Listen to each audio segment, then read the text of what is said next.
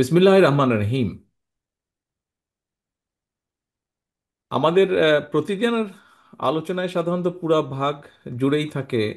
আমরা যেহেতু রাজনীতি করি, এখানে রিজভী সাহেব উপস্থিত আছেন, সহ আরো দু একজন আছেন। আমরা যারা রাজনীতি করি, আমাদের প্রতিদিনের আলোচনা জুড়ে সাধারণত থাকে গণতন্ত্র, গণতান্ত্রিক ব্যবস্থাপনা, মানুষের অধিকার, মানুষের বিষয়ে, এইসব বিষয়গুলি সাধারণত প্রাধান্য পায়। তবে আজকের এই সম্পূর্ণ আলোচনা বা অনুষ্ঠানটি সম্পূর্ণভাবে, সামগ্রিকভাবে পুরো অনুষ্ঠানটি একদমই ব্যতিক্রম। আজকে আপনারা যারা এখানে বক্তব্য রেখেছেন, প্রত্যেকের বক্তব্যের মধ্যেই প্রাধান্য পেয়েছে আহ, বাস্তুতন্ত্র বা ইকোসিস্টেম এবং মানবেতর প্রাণীর যে অধিকার, যে প্রসঙ্গগুলি, সেই বিষয়গুলো, প্রাণী বিষয়ক আজকের এই ব্যতিক্রমধর্মী যে আমাদের আজকের এই অনুষ্ঠান, এই অনুষ্ঠানের সম্মানিত সভাপতি জনাব আদনান আজাদ, মঞ্চে উপস্থিত সম্মানিত নেতৃবৃন্দ, সামনে উপস্থিত পেট লাভারবৃন্দ, উপস্থিত সকল সম্মানিত উপস্থিতিবৃন্দ, আসসালামু আলাইকুম। প্রাণী, বন্য বা প্রাণী কিংবা পশু পাখি, এইসব প্রাণীকে আমরা যেভাবেই, যে নামেই ডাকি বা চিনি বা তাদেরকে বলি না কেন, মোটা দাগে যদি বলি, এইসব প্রাণীকুলের মধ্যে এক ধরনের প্রাণী রয়েছে যাদের আবাস বা নিবাস কিংবা খাবারের সরাসরি ব্যবস্থা সাধারণত মানুষ করে থাকে। আর যেসব প্রাণী বন্য প্রাণী হিসাবে চিহ্নিত, সেই সব প্রাণীগুলো নিজেরাই নিজেদের আবাস কিংবা খাবারের ব্যবস্থাগুলো করে থাকে। এইসব প্রাণীর জন্য বাস্তুতন্ত্রের সংরক্ষণ এবং নিরাপত্তা বিধান আসলেই অত্যন্ত জরুরি। সম্মানিত উপস্থিতিবৃন্দ, শুধুমাত্র মানবিক কিংবা সামাজিক কারণেই নয়, সৃষ্টিকুলে পশু পাখি প্রাণীর কথা সকল, আমাদের সকল ধর্মেই, শুধু ইসলাম ধর্ম নয়, ইসলাম ধর্ম ছাড়াও অন্যান্য সকল ধর্মেই কিন্তু ধর্মীয়ভাবে গুরুত্বের সঙ্গে বলা হয়েছে। কয়েকজন বক্তা তাদের বক্তব্য তুলে ধরেছেন। প্রাণী জগৎকে প্রকৃতি এবং পৃথিবীর সৌন্দর্যের প্রতীক হিসাবেও কিন্তু চিহ্নিত করা হয়েছে। সেটি ধর্মের অবস্থান থেকেও করা হয়েছে।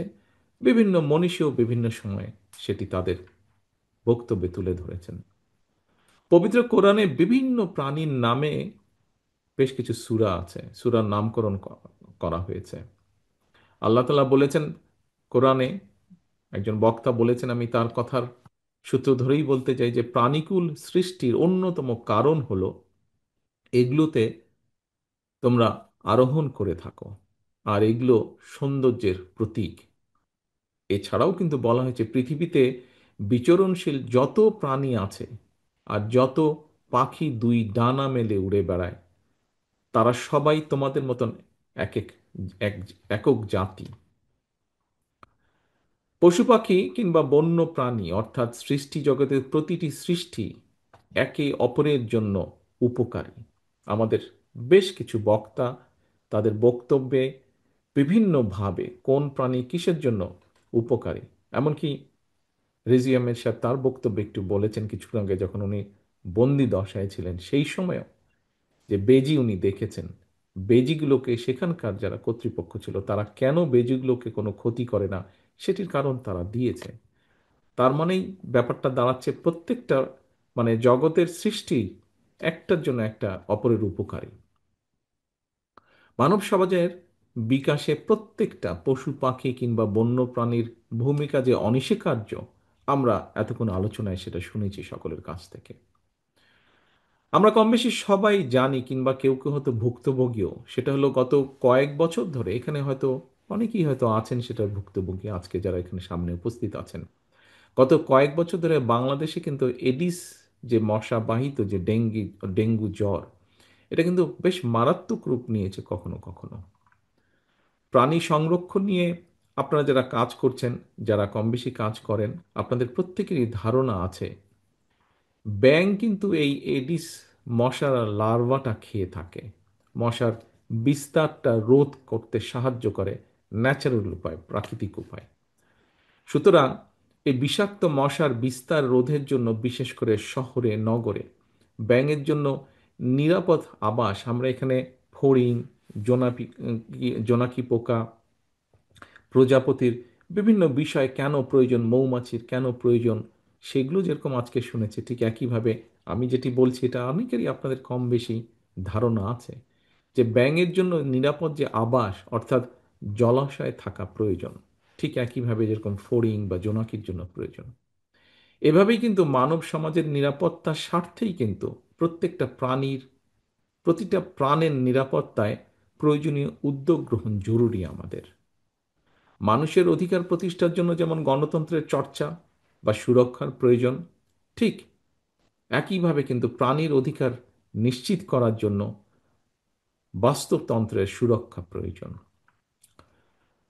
সম্মানিত অতিথিবৃন্দ, সম্মানিত আয়োজকবৃন্দ, international union for conservation of nature and natural resource অর্থাৎ আন্তর্জাতিক প্রকৃতি বা প্রাকৃতিক সম্পদ সংরক্ষণ সংঘের একটি সংস্থা আছে।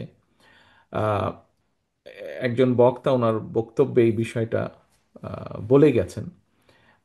তারপরে আমি রিপিট করছি যে প্রায় এক দশক আগে তাদের যে রিপোর্ট আছে সেই রিপোর্টে বলা হয়েছে যে এই দেশে ১৬০০-র বেশি প্রজাতি প্রাণী রয়েছে। এই ১৬০০-র ভিতরে প্রায় ৩০০, আমার কাছে আমি যতটুকু জানি, উনি প্রফেসর সাহেব হয়তো আরো একটু কারেক্ট বলতে পারবেন, এর মধ্যে প্রায় ৩৯০টি প্রজাতি কিন্তু বিলুপ্তির মুখে চলে গিয়েছে। এবং এটা শুধু বাংলাদেশেই নয়, বিশ্বের আরো অনেক দেশেই কিন্তু মানুষের সৃষ্টি পরিস্থিতির কারণে অনেক প্রজাতির অস্তিত্ব হুমকির সম্মুখীন আজকে। একটি বিশাল একটি প্রিয় উপস্থিতি, আরেকটি বড় বিষয় বাংলাদেশের গর্ব যেটা আমাদের ঐতিহ্যবাহী, ঐতিহ্যের প্রতীক রয়্যাল বেঙ্গল টাইগার, এটিও আজ এখানে আলোচিত হয়েছে। সময়ের সাথে সাথে এই বাঘও এখন মনে হয় বিলুপ্ত প্রজাতির তালিকায় খুব সম্ভব স্থান করে নিচ্ছে। আমার যতটুকু মনে আছে, যতটুকু দেখেছি আমি, ধারণা আছে ৮০-র দশকে বাংলাদেশে সুন্দরবনে বাঘের সংখ্যা ছিল খুব সম্ভবত ৪০০-রও বেশি, প্রায় ৫০০-র কাছাকাছি। সর্বশেষ যেই জরিপটা হয়েছে সেই জরিপে যতটুকু আমার ধারণা আছে সেই বাঘের সংখ্যা কমতে কমতে কমতে এখন ১০০-র কাছাকাছি এসে দাঁড়িয়েছে। হাতির সংখ্যাও এখন কমে ২০০-র নিচে চলে এসেছে বোধহয়, খুব সম্ভব, বা রাউন্ড অ্যাবাউট ২০০-র মতন হবে। ঠিক এইভাবে বাংলাদেশের আরো অনেক প্রাণী কিন্তু ধীরে ধীরে যুক্ত হচ্ছে এই বিলুপ্ত প্রজাতির তালিকায়। জনসংখ্যা বৃদ্ধি, জলবায়ুর পরিবর্তন, আনপ্ল্যান্ড নগরায়ন, নদী জলভূমি ভরাট, বন উজাড় সহ নানা কারণে, যেগুলো এর ভেতরেই আলোচকবৃন্দ আলোচনা করেছেন, নানা কারণে একদিকে জীব বৈচিত্র্য যেরকম হুমকির মুখে পড়ছে, ঠিক একইভাবে বন্য প্রাণী পাচারের ঘটনাও কিন্তু বেশ উদ্বেগজনক হারে কিন্তু বাড়ছে। আর এ সকল কারণেই কিন্তু বন্য প্রাণী, জলজ উদ্ভিদ এবং প্রাণীদের যে আবাসস্থল, এগুলোও কিন্তু সংকটের, অস্তিত্ব সংকটের মধ্যে পড়ছে। খুব সম্ভবত এখানে একজন লয়ার আছেন যিনি এ সকল বিষয় নিয়ে কাজ করেন। ওনার এটা, আমি যে কথাটি এখন বলতে চাচ্ছি, ওনার খুব ভালো বোধহয় ধারণা থাকবে এ বিষয়ে। খুব সম্ভবত প্রাণী কল্যাণ আইন ২০১৯, বন্য প্রাণী সংরক্ষণ ও নিরাপত্তা আইন, জীব বৈচিত্র্য রক্ষা আইন, পরিবেশ উন্নয়ন আইন, পরিবেশ সংরক্ষণ আইন, জলবায়ু পরিবর্তন ট্রাস্ট আইন, সংশ্লিষ্ট বিষয়ে দেশের অনেকগুলো আইন রয়েছে। আহ, ইনশাল্লাহ জনগণের রায় বিএনপি রাষ্ট্র পরিচালনার সুযোগ পেলে পশু পাখি, বন্যপ্রাণী তথা বাস্তুতন্ত্রের নিরাপত্তার জন্য এই আইনগুলোকে আমরা ইনশাল্লাহ সময় উপযোগী করব। এই আইনের অনেকগুলোর প্রয়োজন, পরিবর্ধন প্রয়োজন আছে, সেগুলোকে ইনশাল্লাহ আমরা করব। আমার সাথে কিছুদিন আগে যখন আমি বিষয়টি নিয়ে চিন্তা করেছিলাম, আমি তখন কয়েকজন, তার মধ্যে আজকের সভাপতি আদনান উপস্থিত ছিল, সেদিন আমি প্রথম কয়েকজনের সাথেই আলাপ করেছিলাম যে কি করা যায় এখানে। সেদিন আমি আদনানকে বলেছিলাম যে এই বিষয়গুলোতে আপনারা দয়া করে কাজ করুন এবং আমাদেরকে বলুন যে আমাদের সুযোগ হলে ইনশাল্লাহ আমরা কি কি কাজ করতে পারি। আমি নিশ্চয়ই আমি কোয়াইট শিওর যে নিশ্চয়ই ওনারা আজকে যারা এই বিষয়ে এখানে আছেন, অ্যানিম্যাল ওয়েলফেয়ার যে আমাদের নতুন সংস্থাটি, তার যারা নেতৃবৃন্দ আছেন নিশ্চয়ই এই বিষয়টি নিয়ে তারা কাজ করছেন। সম্মানিত উপস্থিতিবৃন্দ, জীব বৈচিত্র্য রক্ষা, বন্য প্রাণীর নিরাপত্তা বিধানের ক্ষেত্রে আইন, যেটি যেটি বোধহয় খুব সম্ভব এটিও আলোচনা হয়ে গিয়েছে, এখানে একজন বক্তা বলেছেন আইন কিংবা বিধি বিধানের চেয়েও কিন্তু আপনার আমার আমাদের সকলের অর্থাৎ প্রত্যেকটা নাগরিকের সচেতনতা অর্থাৎ কনসাসনেসটা আমাদের যেটা কনসার্ন করা, কনসাস করা মানুষকে, এটা কিন্তু সবচেয়ে বেশি জরুরি।